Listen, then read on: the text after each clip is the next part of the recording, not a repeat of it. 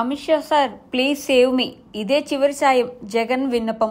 ఏపీలో ఇప్పుడు ముఖ్యమంత్రి జగన్మోహన్ రెడ్డికి రాజకీయాల్లో తీవ్రమైన పరాభవం ఎదురవుతోంది. పైగా కుటుంబంలోనూ లుకులుకులు బహిర్గతమయ్యాయి. ఆ ప్రభావం రాజకీయం పరంగా జగన్ కు ఎనలేని నష్టాన్ని మూటగడుతూ ఉంది. ఇలా ఇంట్లోనూ రాజకీయాల్లోనూ ఇప్పుడు జగన్ కు అష్టమ శని దశ నడుస్తోంది. ఈ ప్రభావంతో జగన్ పూర్తిగా నైరాశ్యంలో మునిగిపోయారు. బహిరంగ సభల్లో ఎన్ని విమర్శలు చేస్తున్నప్పటికీ విపక్షాల పైన ఆఖరికి సొంత చెల్లెల పైన కూడా పైచేయి సాధించలేకపోతున్నారు. మొత్తానికి అన్ని శక్తులు కలిసి తనను కుంగదీస్తున్నట్లుగా జగన్ భావిస్తున్నారు. ఇలాంటి పరిస్థితుల్లో ఢిల్లీ పర్యటనకు వెళ్లబోతున్నారు. అమిత్ షాను కలవడం కోసం ఇప్పటికే అపాయింట్మెంట్ కూడా కోరినట్లు తెలుస్తోంది. అది కన్ఫర్మ్ కాగానే రేపు లేదా ఎల్లుండి జగన్ ఢిల్లీకి వెళ్తారని తెలుస్తోంది. అమిత్ షాను కలిసి రాష్ట్రంలోని పరిస్థితి గురించి వివరించనున్నారు. తనకు బాగా గడ్డుకాలం నడుస్తోందని, ఏపీలో ప్రస్తుతం విపక్షాల పైచేయి ఉందని, పైగా తన చెల్లెల రూపంలో తనకే ఒక కొత్త ప్రత్యర్థి పుట్టుకొచ్చారని అమిత్ షాతో జగన్ మొరపెట్టుకోనున్నట్లు తెలుస్తోంది. ఇక తనకు తానుగా ఏపీలో తన ప్రత్యర్థులను దెబ్బకొట్టేందుకు ఏ మార్గము లేకపోవడంతో ఏమీ చేయలేని జగన్ ఇలా అమిత్ షా వద్దకు వెళ్లి సాయం కోరబోతున్నట్లుగా ప్రచారం జరుగుతోంది. అయితే అది రాష్ట్ర ప్రయోజనాల కోసం చేస్తున్న యాత్ర అని నీలి మీడియా ప్రచారం చేసే అవకాశం లేకపోలేదు. కానీ ఇది పచ్చి రాజకీయ యాత్ర. కేంద్రం నుంచి సహకారం లేకపోతే వచ్చే అసెంబ్లీ ఎన్నికల్లో గెలవలేననే ఆందోళన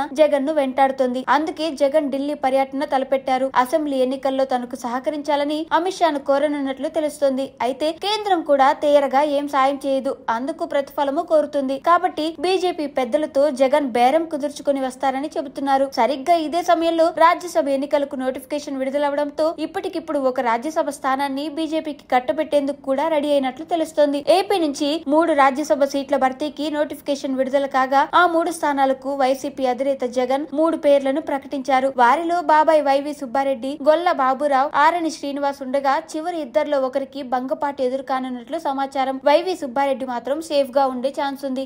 అలా గొల్ల బాబురావు, ఆరణి శ్రీనివాస్ లో ఒకరిని పక్కన పెట్టి అమిత్ షా సూచించిన వ్యక్తికి రాజ్యసభ ఇవ్వాలని నిర్ణయించుకున్నట్లుగా విశ్వసనీయం సమాచారం. దీనికి బదులుగా అసెంబ్లీ ఎన్నికల్లో తనకు సహకరిస్తానని జగన్, అమిత్ షా మధ్య ఒప్పందం జరుగుతుందని తెలిసింది. అమిత్ షాతో భేటీ అయితే ప్రస్తావించాల్సిన విషయాలు, అనుసరించాల్సిన వ్యూహాలపై ఇప్పటికే జగన్ రెడ్డి తన అనునాయాలతో మంతనాలు జరిపినట్లుగా తెలుస్తోంది.